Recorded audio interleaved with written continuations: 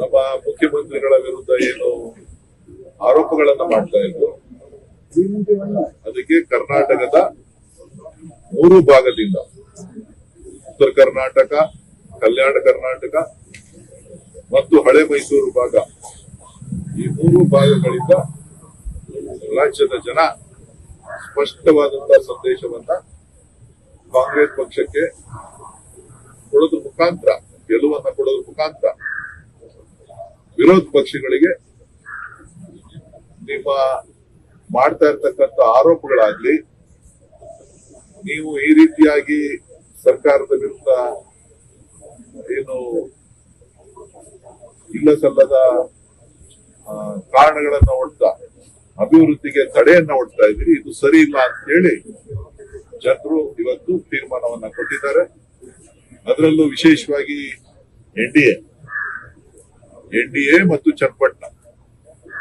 ಚನ್ನಪಟ್ಟಣದ ಮತದಾರರು ಇವತ್ತು ಸ್ಪಷ್ಟವಾದಂತಹ ಸಂದೇಶವನ್ನ ಒಂದ್ ಕಡೆ ಎನ್ಡಿಎ ಪಾರ್ಟ್ನರ್ ಜೆಡಿಎಸ್ಗೂ ಕೊಟ್ಟಿದ್ದಾರೆ, ಇನ್ನೊಂದ್ ಕಡೆ ಭಾರತೀಯ ಜನತಾ ಪಕ್ಷಕ್ಕೂ ಕೊಟ್ಟಿದ್ದಾರೆ.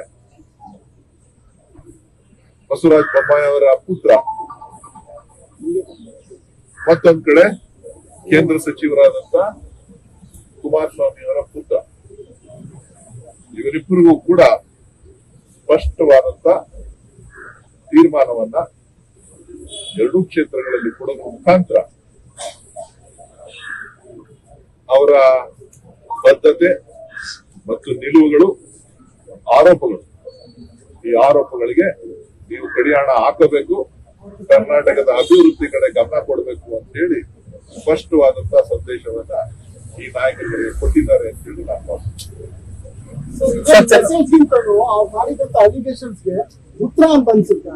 ಅದೇ ಹೇಳ್ತಾ ಇದ್ದೀನಲ್ಲ, ಅವರ ಆರೋಪಗಳು, ಪ್ರತಿ ಆರೋಪಗಳು ಏನ್ ಮಾಡಿದ್ರು, ಈ ಆರೋಪಗಳಿಗೆ ಸ್ಪಷ್ಟವಾದಂತಹ ಉತ್ತರವನ್ನ ಮಾಜಿ ಪ್ರಧಾನಮಂತ್ರಿಗಳಿರ್ಬೋದು, ಮಾಜಿ ಮುಖ್ಯಮಂತ್ರಿಗಳು, ಕೇಂದ್ರ ಸಚಿವರಿರ್ಬೋದು, ಕರ್ನಾಟಕದ ಮಾಜಿ ಮುಖ್ಯಮಂತ್ರಿಗಳಿರ್ಬೋದು, ವಿರೋಧ ಪಕ್ಷದ ನಾಯಕರಿರ್ಬೋದು, ಸೊ ಹೀಗೆ ಅನೇಕರು ಏನು ಆರೋಪಗಳನ್ನ ಮಾಡ್ತಾ ಬಂದ್ರು, ಆ ಎಲ್ಲ ಆರೋಪಗಳಿಗೆ ಒಂದು ಸ್ಪಷ್ಟವಾದಂತ ತೀರ್ಪನ್ನ, ಅದು ಕೇವಲ ಒಂದು ಭಾಗದಲ್ಲ, ಉತ್ತರ ಕರ್ನಾಟಕದಲ್ಲೂ ಕೂಡ ಜನ ತೀರ್ಪನ್ನ ಕೊಟ್ಟಿದ್ದಾರೆ, ಮಧ್ಯ ಕರ್ನಾಟಕದಲ್ಲಿ ಮತ್ತೊಂದು ಕಲ್ಯಾಣ ಕರ್ನಾಟಕದಲ್ಲಿ ಕೊಟ್ಟಿದ್ದಾರೆ, ಇನ್ನೊಂದು ಹಳೆ ಮೈಸೂರು ಭಾಗದಲ್ಲಿ ಕೊಟ್ಟಿದ್ದಾರೆ.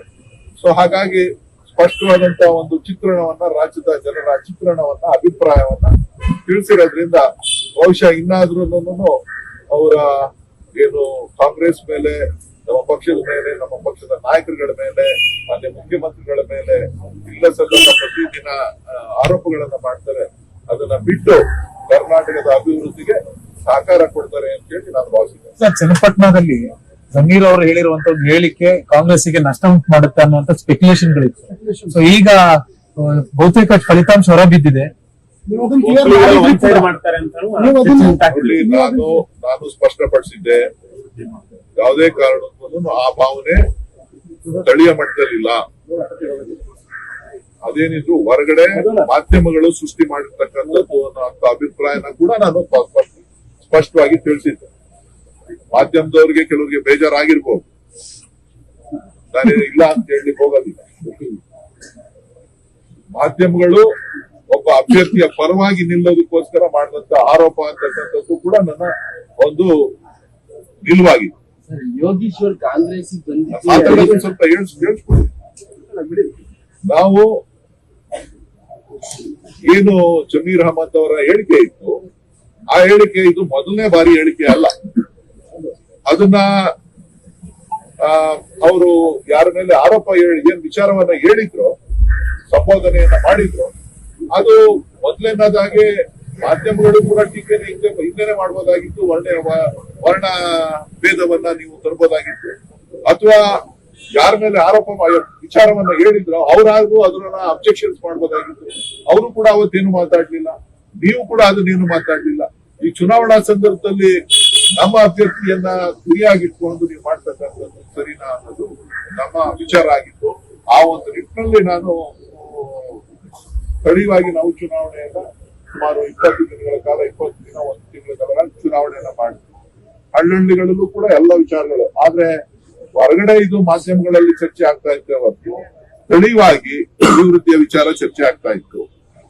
ಸ್ಥಳೀಯವಾಗಿ ಯಾರು ಕೆಲಸ ಮಾಡಿದ್ದಾರೆ ಅಂತ ಚರ್ಚೆ ಆಗ್ತಾ ಇತ್ತು. ಕಾರಣ ಏನು ಅಂತ ಅಂದ್ರೆ ಅದು ಕುಮಾರಸ್ವಾಮಿ ಅವರಿಂದ ತೆರವಾದಂತ ಸ್ಥಾನ, ಮುಖ್ಯಮಂತ್ರಿಯಾಗಿ ತೆರವಾಗಿದ್ದಂತ ಸ್ಥಾನ. ಸೊ ಹಾಗಾಗಿ ಆ ಕ್ಷೇತ್ರದ ಅಭಿವೃದ್ಧಿ ವಿಚಾರಗಳು ಚರ್ಚೆ ಆಗ್ತಾ ಇತ್ತು, ಬೇರೆ ಯಾವುದೇ ವಿಚಾರಗಳು ಅಲ್ಲ. ಸೊ ಹಾಗಾಗಿ ನಿಮ್ಗೇನಾದ್ರೂ ಮನಸ್ಸಿಗೆ ಘಾಸಿ ಆಗಿದ್ರೆ ದಯವಿಟ್ಟು ಕ್ಷಮೆ ಇರಲಿ. ನನ್ನ ಮನಸ್ಸಿನ ಅಂತರಾಳದ ಮಾತುಗಳನ್ನ ನಾನು ವ್ಯಕ್ತಪಡಿಸಿದ್ದೇನೆ ಹೊರತು ಇನ್ಮೇಲೆ ದೂಷಣೆ ಮಾಡಬೇಕು ಅಂತಕ್ಕಂಥ ವಿಚಾರ ನನ್ನಲ್ಲ.